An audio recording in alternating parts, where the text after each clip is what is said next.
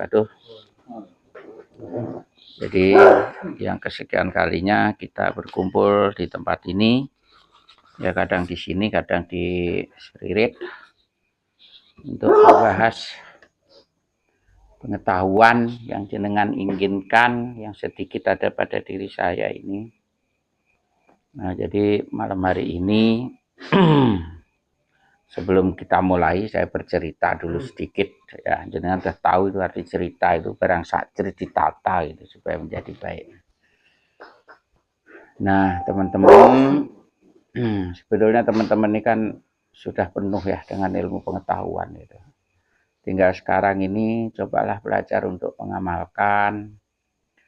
Nah, bagaimana cara mengamalkan? Saya itu sering bilang ya kita harus melangkahkan kaki kita. Jadi kita punya ilmu, kalau action kita itu nggak ada, Pak, ilmu itu akan mengendap dalam tubuh kita, yang itu akhirnya menjadi masalah lah dalam tubuh. Ya masalahnya nggak jelek sih. Masalahnya apa? Kita tidak dapat barokah daripada ilmu itu. Gitu. Jadi kita belajar ilmu itu seperti kita menanam. Kita akan menanam. Nah, kalau ilmu itu sudah jenengan dapatin, kemudian jenengan tidak menanam, berarti tidak memungkinkan untuk menghasilkan buah. Makanya orang Jawa itu ada bilang begini, ngunduh wong pangerti. Jadi ngunduh wong pangerti ini bukan sekedar menerima dari apa yang kita lakukan, ya. Tapi itu adalah proses daripada kita belajar, kemudian kita nanam, kita akan ngunduh. Gitu. Jadi ciri khas apa yang ada pada diri saya ini kan memang pengajian kita ini yang disebut mencari berkahnya ilmu. Ya, mencari berkahnya ilmu itu kalau ilmu itu berbuah. Kalau ilmu itu tidak berbuah, nggak berkah.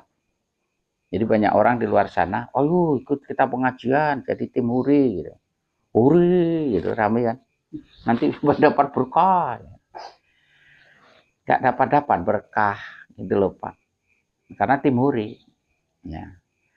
Jadi sebuah majelis pengkajian itu akan ilmu itu dapat berkah kalau ilmu itu diamalkan. Itu bahasa sekarang itu action gitu.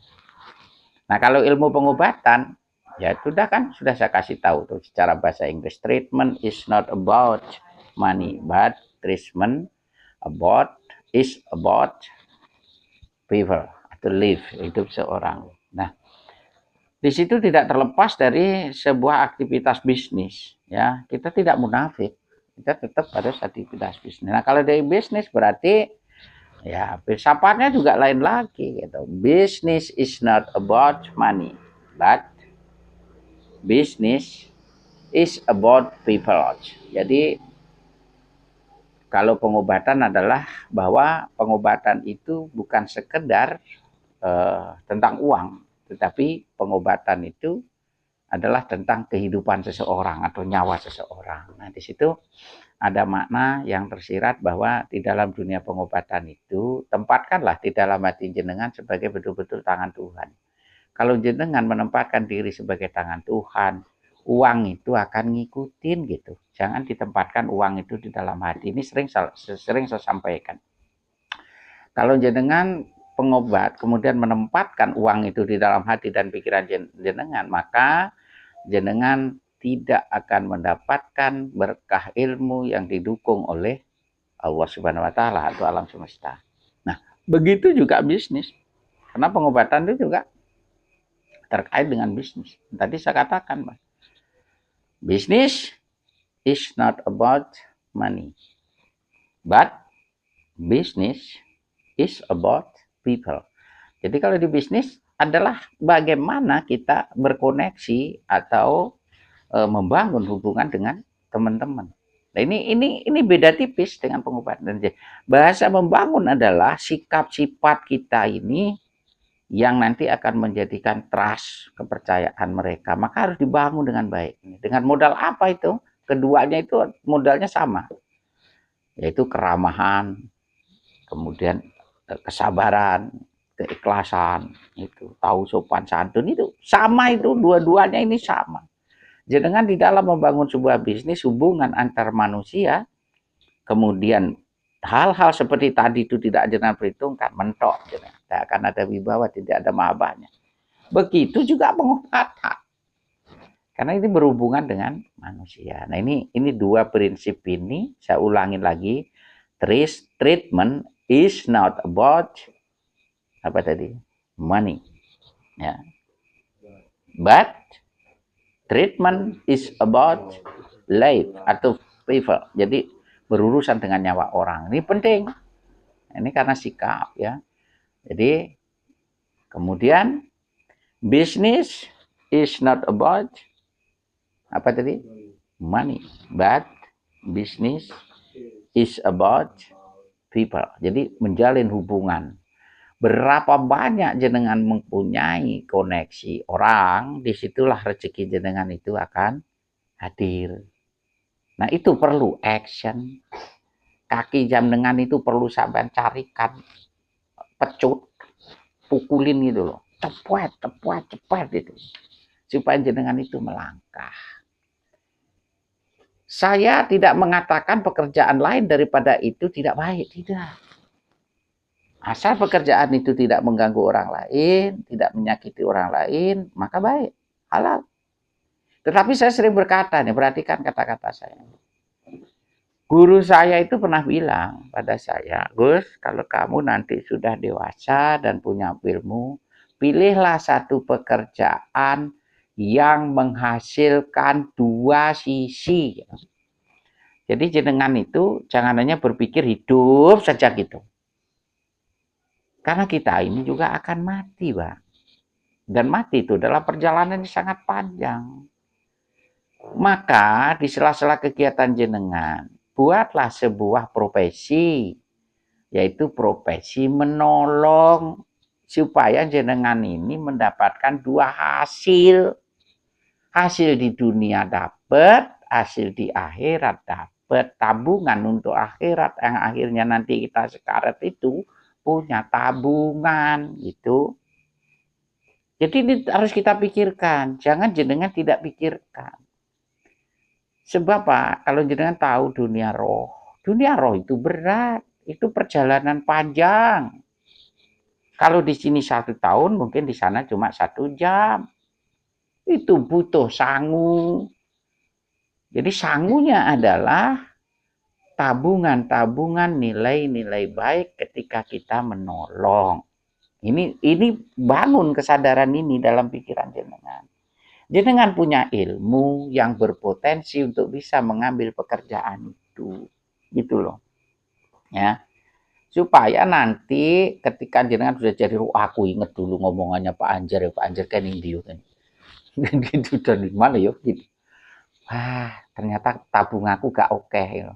Ternyata aku dapat kapling kok panas, kok sesek, kok gak ada air. Ini repot kan.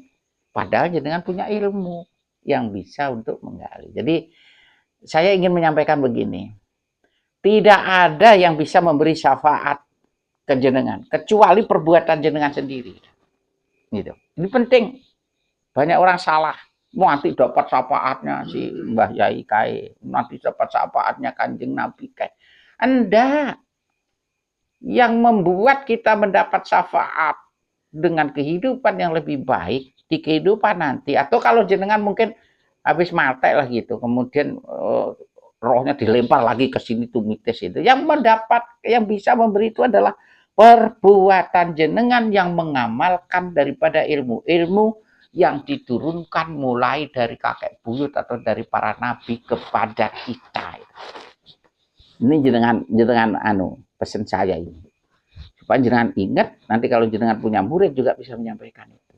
Karena banyak ya salah menafsirkan. Kita bersandar pada seseorang sampai sak pantat-pantatnya kita cium, sak kaki-kakinya kita cium, yang tidak patutnya enggak kita cium, mengharap syafaat, mengharap berkah barokah, mengharap surga dan lain sebagainya. Tidak ada.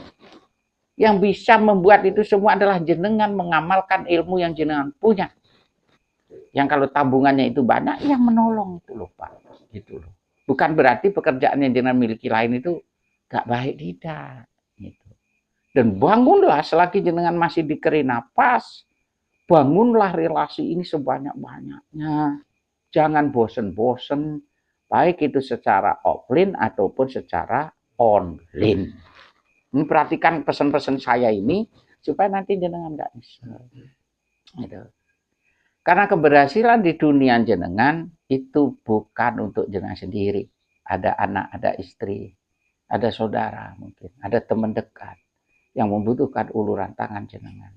Begitu juga nanti ketika dengan di sini tentram, ayam tentram bisa membawa anak-anak, istri dan lain sebagainya baik secara otomatis, itu juga akan menjadi tabungan kebaikan yang bisa membimbing mereka ke arah yang lebih baik. Nah ini ya, bisa dipahamin ya. Jadi ingat itu, ambil sebuah pekerjaan yang sifatnya menolong, apapun itu. Sebab menolong itu mengandung dua sisi. Dan ini harus menjadi sebuah kesadaran kita. Kesadaran munculkan dalam pikiran jenengan, dalam hati jenengan. Kalau perlu buat ini profesi. Gitu. Supaya kita tiap hari itu berpikir gimana caranya menolong, gimana caranya menolong, gimana caranya menolong. Gitu. Nah itu. Nah kalau jenengan bisa menolong 1000 orang, bayangkan bagaimana doa mereka. Ya biarpun jenengan dibayar, tapi kan menolongnya luar biasa, Pak. Orang nggak bisa jalan, jenengan tolong bisa jalan. Orang kedengkleng jalannya ya, peot sana sini, jangan tolong. Gimana? Aduh itu Mas Firman, Mas Farhan, Mas Adi, kalau nggak ada beliau, coba bayangkan. Ngeri Pak itu Pak. Gitu. Ya, akan menjadi pundi-pundi tabungan. Dan insya Allah juga kalau jenengan itu banyak menolong, nanti anak-anak jenengan juga ditolong. Gitu. Mbah saya itu dulu pernah bilang gitu. Mbah tidak berharap hari ini tuh menolong, mendapatkan hasil dari yang Mbah tolong. Itu untuk anak cucu. Ini luar biasa kan membawanya. Nah itu, jadi teman-teman harus pegang dua sisi tadi yang saya ulangin lagi. Bahwa bisnis is not about money, but business is about people. Jadi terkait itu, jenengan berbisnis itu bukan sekedar masalah uang, tetapi masalah hubungan jenengan antar orang. Jadi selagi jenengan sehat, bangunlah hubungan itu sebanyak-banyaknya. Karena sebetulnya sejatinya aset manusia itu adalah saudara atau sahabat. Di dalam Al-Quran, di dalam agama kita, atau di agama yang lain, kuncinya adalah bersilaturahmi. Itu kuncinya. Kalau jenengan sering bersilaturahmi kepada siapapun, maka potensi itu tinggi. Atau seperti tadi, treatment is not about money, but treatment is about life, yaitu tentang nyawa. Ini penting sampai pegang dua bahasa Inggris ini, silakan bahasa Indonesia akan ya. Kebetulan aku bisa bahasa Inggris little ya.